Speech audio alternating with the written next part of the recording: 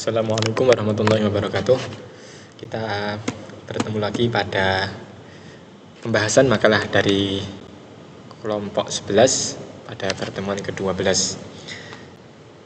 Saya sendiri, Adiswar Azizi, saya akan membahas tentang bagaimana studi kasus pembagian waris. Di dalam makalah ini terdapat beberapa pokok pembahasan. Yang pertama, bagaimana ketika pewaris meninggalkan satu ahli waris, meninggalkan pasangan dan anak, meninggalkan orang tua dan anak, meninggalkan cucu, meninggalkan saudara, meninggalkan paman. Lalu pembahasan bagaimana kombinasi ahli waris laki-laki dan perempuan, kasus harta bercampur dengan hutang, dan penyelesaian kasus berdasarkan fikihiyah.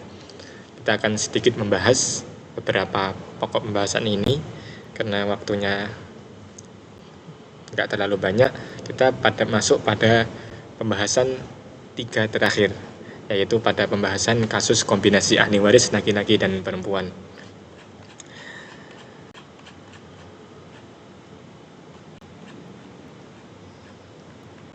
Jadi kasus kedua, kasus tersebut adalah ketika pewaris meninggalkan ahli waris laki-laki dan perempuan. Dalam situasi seperti ini, pembagian menjadi sangat sederhana. Misalnya, seorang ayah dan ibu meninggal dunia dan meninggalkan satu anak laki-laki dan satu anak perempuan. Karena ada 2 ahli warisnya, maka seorang anak laki-laki sama dengan 2 bagian anak perempuan. Sudah dijelaskan dalam Quran surah An-Nisa ayat 11.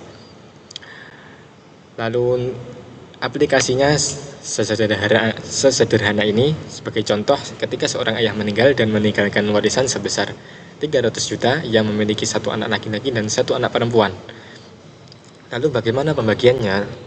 Pembagiannya, anak laki-laki mendapat 2 bagian, yaitu 200 juta, dan anak perempuan mendapat 1 bagian sebanyak 100 juta. Lalu untuk pembahasan berikutnya, bagaimana kasus harta bercampur dengan hutang. Kasus ini adalah suatu hal yang perlu dipahami, bahwa hutang adalah suatu tanggungan yang wajib dilunasi sebagai imbalan dari prestasi yang pernah diterima oleh seseorang.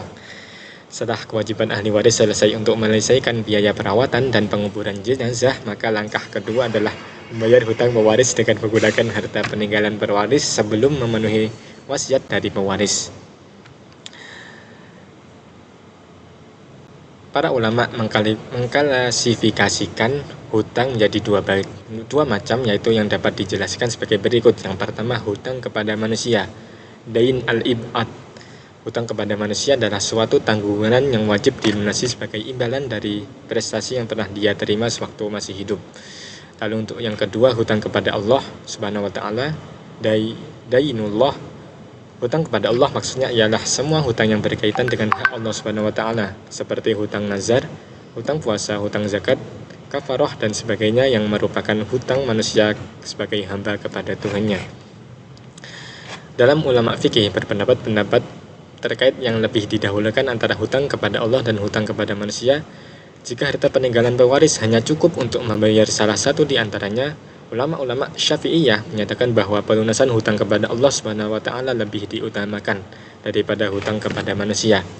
Berbeda dengan pendapat ulama Syafi'iyah, ulama mazhab Maliki berpendapat bahwa hutang kepada Allah dilunasi sesudah melunasi hutang kepada sesama manusia.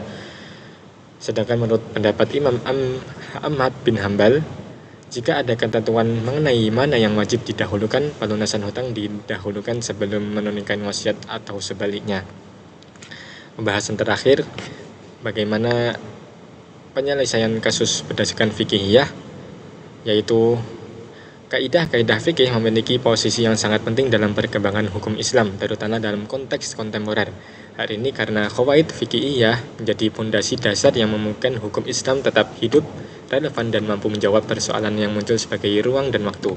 Kaidah ini pada dasarnya berfungsi sebagai pedoman umum dalam proses ijtihad, sehingga para ahli hukum Islam dapat menemukan hukum baru dengan tetap berpijak pada Al-Quran dan Sunnah. Dengan demikian, qawaid fikihiyah tidak hanya berperan sebagai landasan teoritis, melainkan juga sebagai instrumen praktis dalam proses istinbat hukum. Sekian dari saya penjelasan sederhana ini. Ihdinas siratal mustaqim. Wassalamualaikum warahmatullahi wabarakatuh.